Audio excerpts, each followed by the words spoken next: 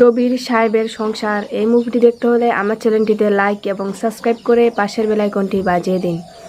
Hello বন্ধুরা, তোমরা সবাই কেমন আছো? সো বন্ধুরা, আজকে আমি তোমাদের মাঝে দবির সাহেবের সংসার এই মুভিটি নিয়ে এসেছি এবং এই মুভিটি আজকে আমি রিভিউ এক্সপ্লেন করব। সো বন্ধুরা, ভিডিওটি কেটে কেটে কিংবা স্কিপ করে না দেখে ভিডিওটি সম্পূর্ণভাবে দেখতে থাকো। সো বন্ধুরা, দবির সাহেবের সংসার এই মুভিটিতে অভিনয় করেছিলেন মাহিয়া মাহি এবং বাপ্পি চৌধুরী ও তাদের সাথে আরও অভিনয় করেছিলেন আসিফ ইমরোজ এবং আলিরাজ। সো বন্ধুরা, এই মুভিটি পরিচালক হিসেবে ছিলেন জাকির হোসেন রাজু এবং প্রযোজক হিসেবে ছিলেন শীর্ষ মনোয়ার। সো বন্ধুরা, এই মুভিটি মুক্তি পেয়েছিল 4 এপ্রিল 2014। দেশ ছিল বাংলাদেশ এবং ভাষা ছিল বাংলা। সো বন্ধুরা, এই মুভিটি পরিবেশক ছিল জাস মাল্টিমিডিয়া এবং মুভিটি ছিল 2014 সালের বাংলাদেশে মুক্তিপ্রাপ্ত একটি বাংলা প্রণয়ধর্মী হাস্যরত চলচ্চিত্র।